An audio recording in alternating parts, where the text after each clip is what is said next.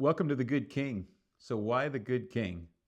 Well, 7 years ago, when I had my awakening, I was already in my 40s, and life hadn't gone all that well for me up to that point. I'd been addicted to pornography, and I'd followed that into a pattern of acting out sexually. I ended up cheating on my wife for 15 years, and I was failing in my career, which you might not be surprised to find out. I was fat, broke, and I wasn't becoming who I was created to be. My kids, I had four beautiful kids at the time. We now have five. But at the time, my kids were starting to grow into their teenage years. I was deathly afraid of that. And in my desperation, a couple of mentors pointed me to God's love in a way that resonated with me, in a way that ended up transforming my life.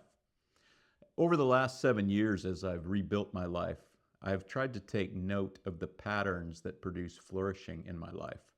A few years back, I looked around my life and I thought, I live like a king. The people around me treat me with the love and adoration of a king, speaking of my wife and my kids. And together, we have put our family back together. We have put our lives back together, and we put our lives on solid footing, one which I believe will lead to a multi-generational legacy of love and abundance, which is precisely what I pray for every night before I go to sleep. So I'm creating the Good King for a number of reasons. First off is I'm passionate to drag men out of the same hell that I was stuck in for more than 30 years, and that is addicted to pornography or something like that.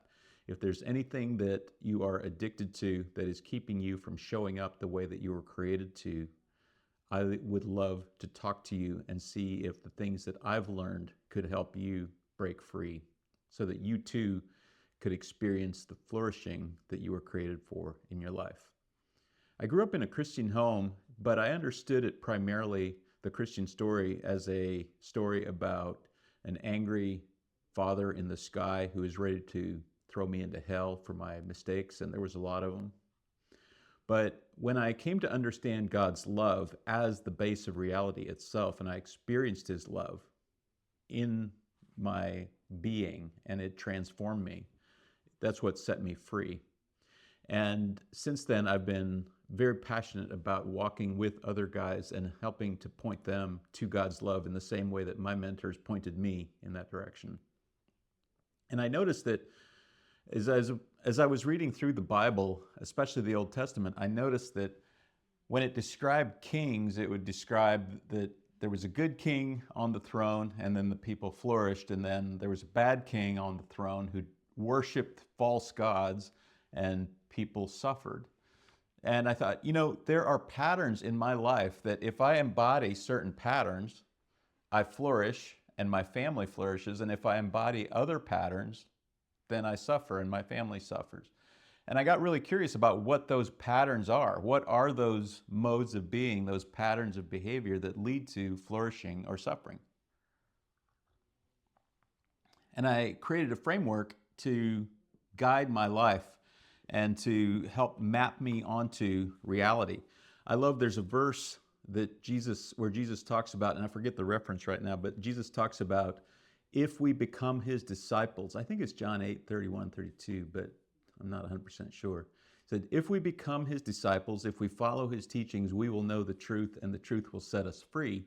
And I think as you study that, it actually looks like something like if you follow Jesus and you become his disciple, you live the way that he teaches you to live, that you will experience ultimate reality in a way that liberates you. And I think that is what happened to me, is I encountered ultimate reality, the love of God, in a way that liberated me. It set me free from needing to go to pornography and other things to soothe the pain that was in my soul, but that was healed by the love that I encountered at the base of reality.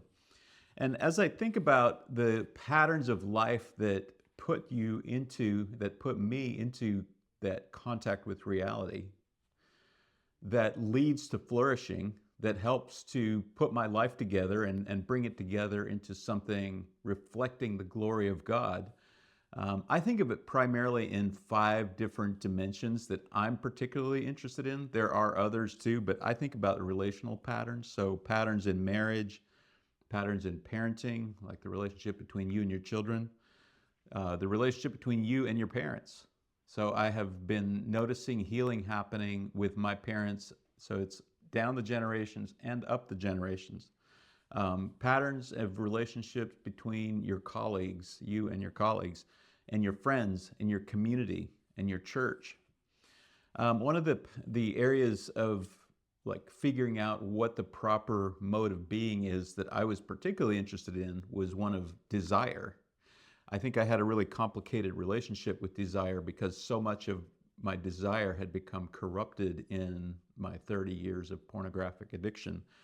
But in The Good King, I help unpack what the ways that we can manifest our desires towards the good. And when we surrender to God and we allow Him to give us a new heart, like He said He would, that there are desires that He plants in our heart that are true and good and are reflective of the way that He made us. And they're intended to put us on a path, on a journey towards discovering the things that He's created for us and the things that He wants us to embody in the world. So my desires that I have studied and have helped create a framework around to keep my own life on path is patterns of truth, which I think of as truth as ultimate reality, the way things are. Desires for goodness and beauty, romance, adventure, respect and meaning, companionship, strength, honor, action, being on mission. All these things beckon to me, and I want to live a life that is rich. I want to live, I'm not ashamed to say it, I want to live an exquisite life. I'm not here just to survive long enough to get to heaven. I don't think that's what God had in mind. When Jesus said, repent, for the kingdom of heaven is at hand, that's what He meant. He meant if you repent and you change your thinking, then you can encounter, you can experience the kingdom of heaven breaking out into your life today, right here in this life. And that's what we've experienced in our family. As I have repented, I've changed my thinking, and I have been liberated from my need to pursue pornography and other things, then my family has been healed. I've been healed, my marriage has been healed, and not only healed, but now we are seeing a transcendent goodness in our relationships, a kind of peace and harmony and beauty that I didn't even know I could expect or dream for. So this is an aspect of the kingdom of heaven that's breaking out into our reality, and I love to help men experience that in their life too. So another aspect of transformation that I desire that would bring me into a greater experience of a greater fullness of this life, and also align me towards the highest good, which is Yahweh, the Lord, is the area of stewardship. So I talk about the stewardship of time, money, property, human resources, and I love talking about the stewardship of our attention. So just a little sidebar on the idea of attention is, if you think about all of the things that you attend to, Jordan Peterson teaches us that the things that we attend to are based upon our underlying values. You give attention to what you value. And you give the most attention to the thing that you value the most. And if you were to lay out all of the things that you give attention to in your life, if you were to array them hierarchically, you might notice that the thing that is the very pinnacle of that attentional hierarchy is the thing that you worship, that is your God, whether you perceive of that as the sacred, divine, Yahweh, the Lord, or whether you have replaced that and have put something profane or lower or unworthy in that ultimate spot. That depends. And, you know, the way that your life is going to go, just as a kind of fundamental reality, is if you put something unworthy or profane in the highest place in your life, guess what? It's going to break apart. It's not going to bear the weight of your worship, and your life will come apart along with it. You don't have to ask me how I know about that. Another aspect of life that I like to unpack and find a way to find the patterns that lead to flourishing, let's say, is in the area of health.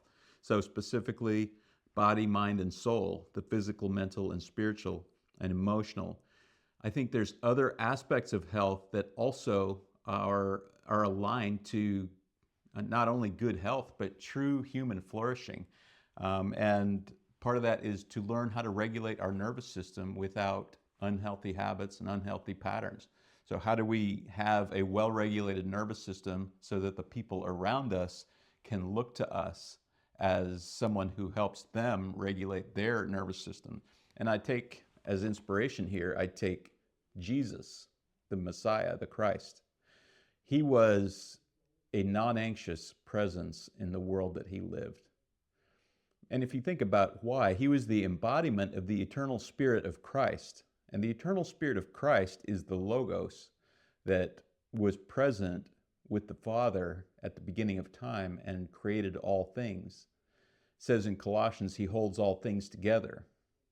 It says in John 1 that in the beginning was the Word, Logos, and the Word was with God, and the Word was God. It goes on to say that without him was not anything made that was made. So that eternal spirit of Christ was embodied in flesh and blood as Yeshua, the Christ, the man in the near Middle East who 2,000 years ago was crucified and was raised up again and lives on. Notably, that same spirit lives in you. James 1:21 says that we should surrender. We should put away all filthiness and surrender to the Logos that has been implanted in us, for it has the power to save our souls. So as we learn to tune into that eternal spirit, that eternal word that's implanted in us, and we begin to align our lives to what it calls us to do, sacrifice that which it calls us to sacrifice, our lives can begin to flourish. Back to that idea of the array of attentional hierarchy, if you have only the highest thing sitting at the top of that hierarchy, then your life comes together in unity. Things are in harmony. That's flourishing. Your nervous system will reflect that. When you have something profane, something at the top of that hierarchy that does not bear up under the weight of your worship, the idea of worshiping false gods, there's not an arbitrary, angry God wagging his finger at you for sinning. It's just that you're walking in cross purposes to the way the universe is created. See, God created the universe with certain laws, certain patterns. The highest of those is the law of love, the one law of love, which is God the Father and his Son, Yeshua the Christ, and the Spirit that lives in you. So if your life comes into harmony with the law of love, then your life begins to flourish. If you do so sufficiently, your nervous system will be well regulated without the use of external stimulants or substances to upregulate or downregulate your nervous system. Same is true for your emotional health. Same is true for your immune system. So I'm really curious about finding patterns in life that I can align to that bring life and flourishing versus patterns that run at cross purposes to the way that ultimate reality is configured and thus cause suffering. So one of the things I'm passionate about, we just had a baby after a 15-year period of infertility and loss. I'm curious about what is leading to the expanding crisis of infertility in the world that runs against flourishing. If our birth rate is below replacement rate, then we are not flourishing as a species. And that means that our mode of being, the patterns in our life, are not aligned to truth. They're not aligned to ultimate reality. So I think there's a couple obvious reasons, and then there's maybe some less obvious reasons for this birth rate crisis that we have. But on our current track, humanity will go extinct. And humans are made in the image of God. I don't think that any Christian should make the argument that that would be okay or that would be a good thing. That would be, I think, a sign that we have sufficiently deviated from God's law, from the way things are, the way He has created things in love, if we have ceased to exist, then we have so deviated from the way that he's created things that, well, that we no longer exist. And consequently, or alternatively, if we flourish and grow and our birth rate reflects that, I think that that's a sign that we are living, at least in that regard, in harmony with one of the patterns of the universe. So I'm curious about, well, what causes infertility? What are the things that we worship that lead us to sterilize ourselves rather than to live vibrant and full lives that result in a positive birth rate? So some other things in the area of health is our habits, both physical habits, mental habits, things I think about, what I fix my mind on when I have nothing else to engage in. What's the default thing I pay attention to? What are my habits? My habits in sleeping, my habits in working.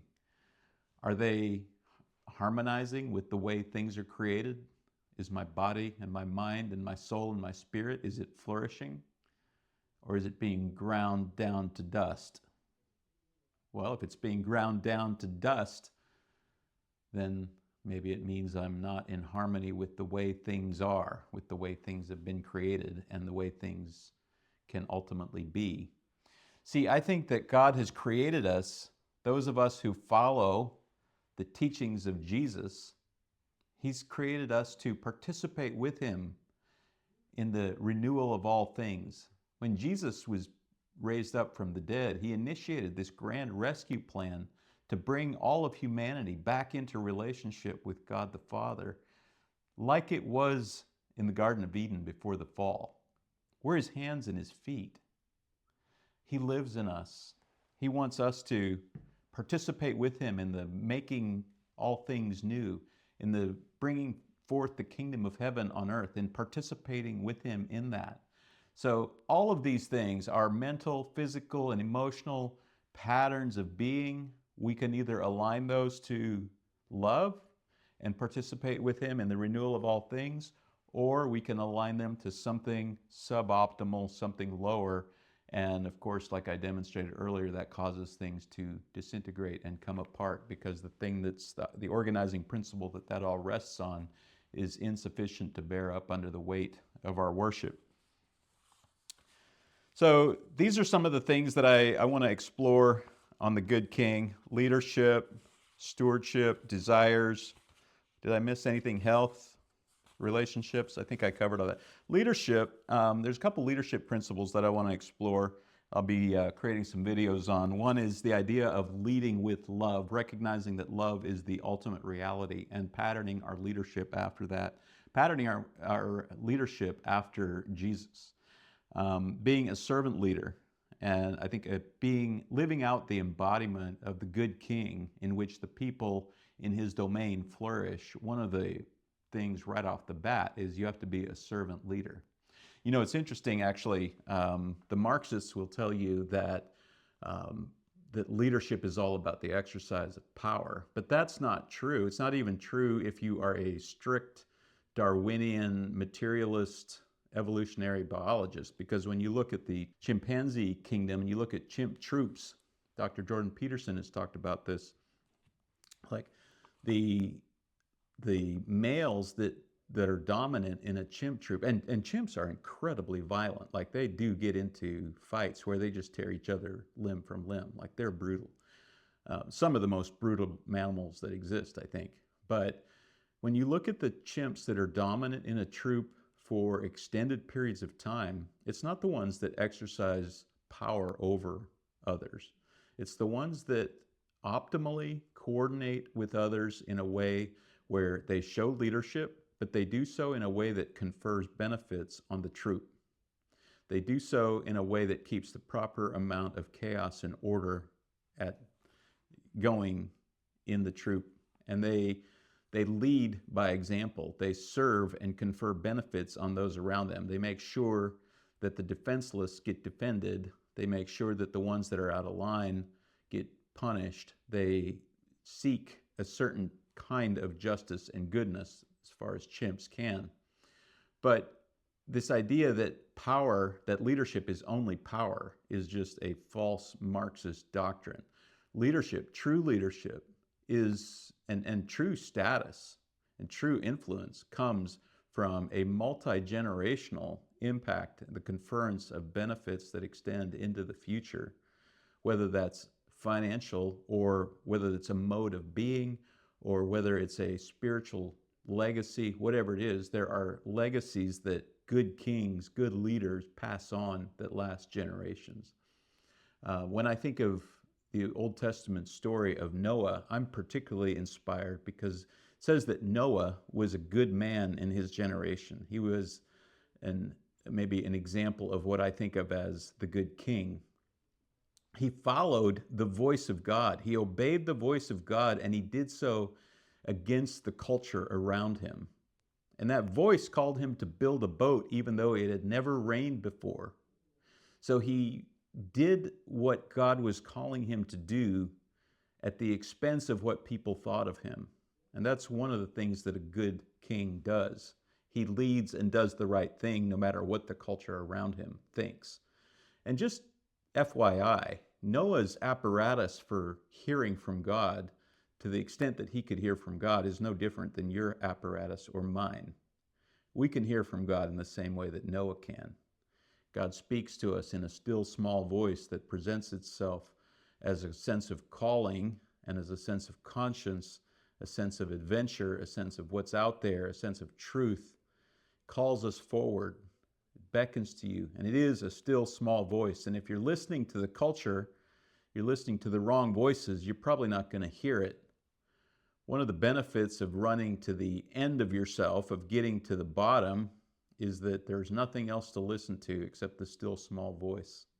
That still small voice has led me out of the wilderness and into the promised land full of milk and honey. Yes, there are giants to slay in this promised land of my life, but I sense and experience a union with God that is ecstatic and beautiful and full of joy. So I live that out in the midst of a culture that is not necessarily aligned to that. For the same reason that Noah did what he did, to be clear. My goal, as seeking to humbly represent the idea of a good king in my family, is, like Noah did, to create an ark of safety for the storms that will come, because there will be storms coming. The storms always come.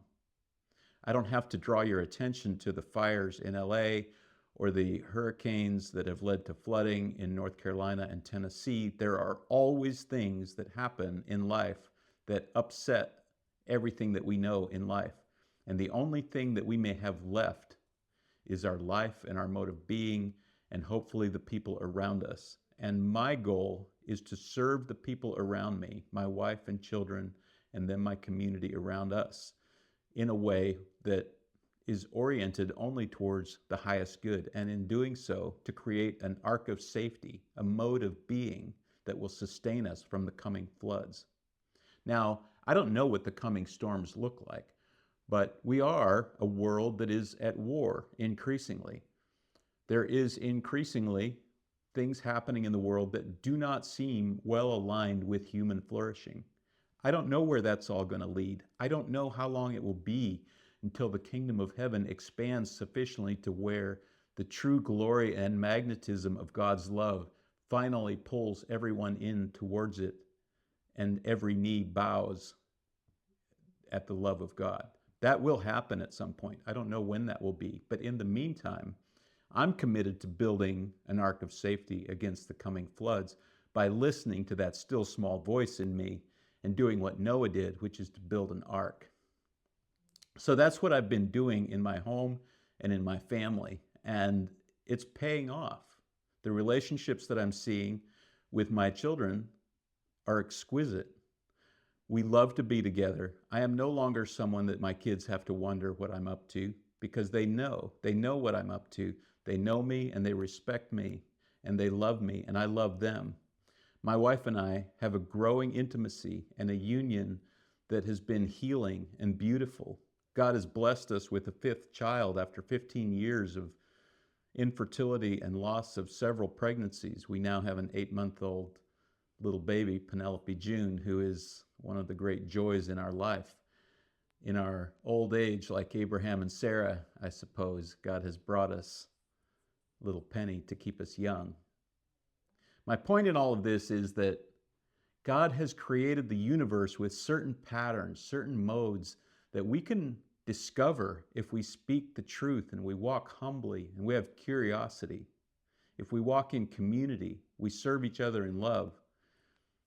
We read the ancient scriptures, the books of wisdom that He's given us, and we follow and we listen to the still small voice. The truth of reality is able to be encountered, and it's able to steer us and guide us in the right direction towards human flourishing. Take a look at your life and see, where are the parts of my life where I'm really flourishing and things are coming together, and where are the things that are coming apart? And those things that are coming apart, no shame about that. I have things that aren't where they need to be either. But that's our opportunity to, well, repent, to change the way that we think and reorient, put that part together and bring it into harmony with the whole. That's what the Good King is about. If that interests you, subscribe, like, and share. Let's build this together. Let's build a movement of men who are not afraid to be strong leaders and who are not afraid to reflect the glory of God in the goodness of their life, who are humble and curious, passionate, who seek adventure, romance, beauty, love, but aren't afraid to do the hard thing when it's called upon, who are creative and are thinking of new ways to move their families and their communities forward in this increasingly challenging and interesting and adventurous time that we're in. There's a lot of challenges that we can face together, but we're certainly not going to face them well unless we come together under the story of God's love, the unifying story of God's love and His truth. And I have encountered that love in a way that set me free. It's liberated me. And I'm passionate to see other men set free too. So if that's you, if you want to bring your life together in harmony, bring your marriage together in harmony, and see your family flourish, let's do this together. Hit subscribe and comment. Let me know where you're from. I'd love to know if you're along on this journey. And I'm going to unpack more about these ideas I shared with you today. But this has been just a brief welcome. Thanks for checking out The Good King. I'm glad you're here, and I look forward to hearing from you. Take care.